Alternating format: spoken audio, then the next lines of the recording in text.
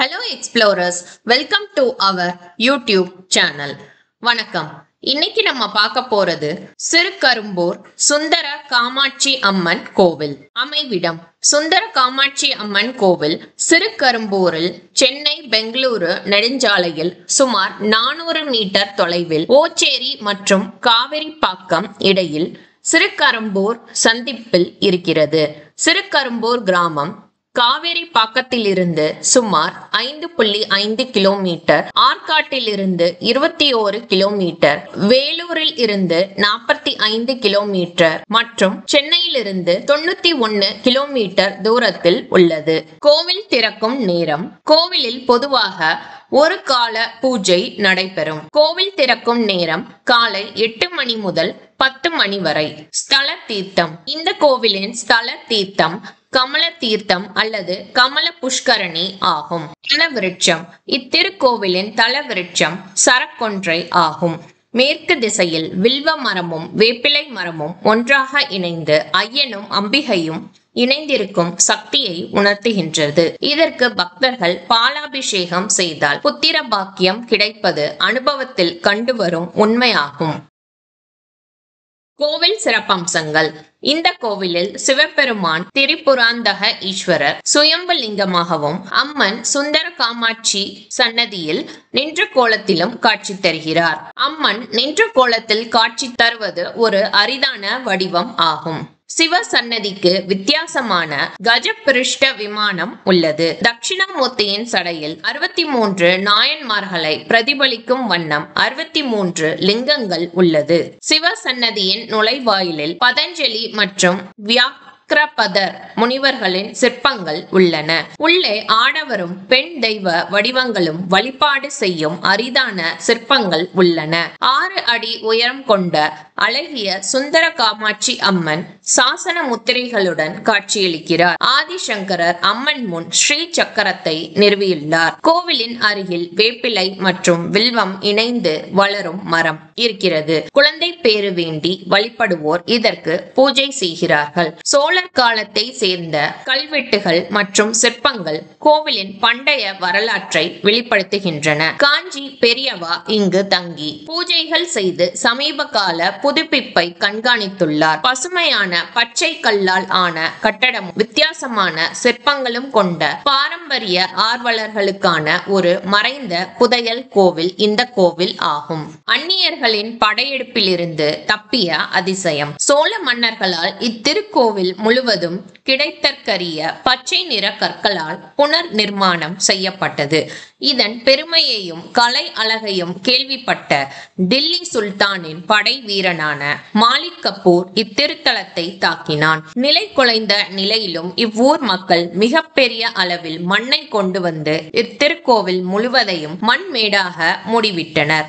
ஏராளமான பெரியோர்கள் இத்திருக்கோயிலை பாதுகாப்பதற்காக தங்கள் உயிரை தியாகம் செய்தனர். ஊரில் நுழைந்த டில்லி சுல்தான் வீரர்கள் கோவில் புதையுண்டு கிடந்ததை அறியாமல் ஊர் மக்களை கொன்றுவிட்டு சென்றனர். பின்பு பல ஆண்டுகள் இத்திருக்கோவில் புதையுண்ட நிலையிலே இருந்து வந்தது. ஊரிலிருந்து பெரியோர்கள் பலரும் கொல்லப்பட்டு விட்டதாலும் மிஞ்சியவர்கள் ஊரை விட்டு ஓடிவிட்டதாலும் கரும்பூர் திருத்தலத்தை மக்கள் மறந்தே போயினர். வெளிப்பட்ட இறைவன் தான் எப்போது புதையுண்ட நிலையிலிருந்து வெளியே எழுந்தருள வேண்டும் என்பதை அவனே தீர்மானித்துக் கொண்டான். 1958 ஆண்டு அப்போது வேலூர் மாவட்டத்தின் ஆட்சியாளராக இருந்த திரு பாஸ்கரன் தொண்டைமான் என்ற பக்தரின் பெரும் முயற்சியினால் மண்மேடுகள் அகற்றப்பட்டு மீண்டும் தமிழகம் இழந்த இத்திருக்கோவிலை பெற்று மகிழ்ந்தது.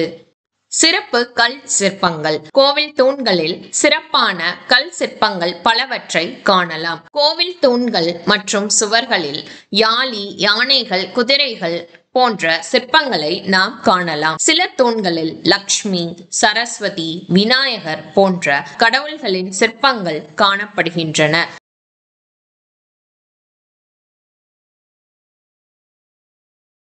சப்த மாதர்கள் மற்றும் மங்கள சின்னங்கள், பூர்ண கலசங்கள் போன்ற சிற்பங்கள் தூண்களில் உள்ளன.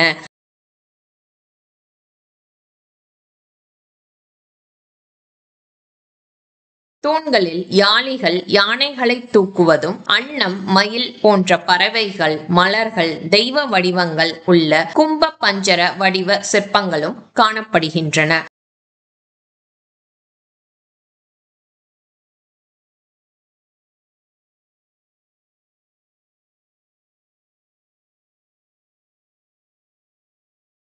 சிவ சன்னதி நுழைவாயில் அருகே ஆடவர் மற்றும் பெண் தெய்வ வடிவங்களில் வழிபாட்டு சிற்பங்கள் உள்ளன.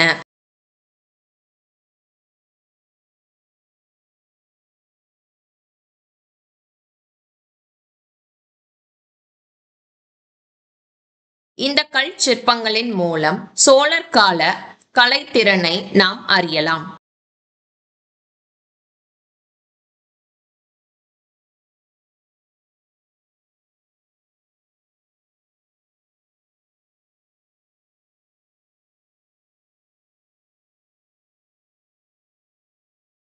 சன்னதிகள். மூலவர் திருப்புராந்தக ஈஸ்வரர். இவர் ஒரு சுயம்பு லிங்க வடிவில் காட்சி தருகிறார். சுந்தர காமாட்சி அம்மன் சன்னதி. அம்மன் நின்ற கோலத்தில் காட்சி தருகிறார். விநாயகர் சன்னதி. விநாயகரும் இங்கு நின்ற கோலத்தில் காட்சி தருகிறார். தட்சிணாமூர்த்தி சன்னதி.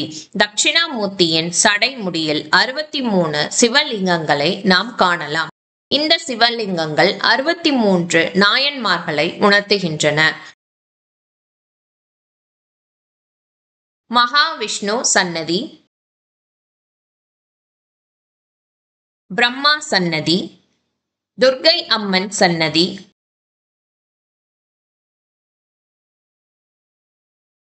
அம்பாள் சன்னதிக்கு அருகில் பாதுகாவலராக வீரபத்ரர் சன்னதி. இங்குள்ள வீரபத்ரரின் தலையில் நாம் ஒரு சிவலிங்கத்தை காணலாம். அதனால் இவர் ஒரு அற்புத சக்தி வாய்ந்த அகோர வீரபத்ரர் ஆவார். வடமேற்கு மூலையில் முருகன் சன்னதி. நவகிரக சன்னதி. சப்த மாதர்கள் சன்னதி.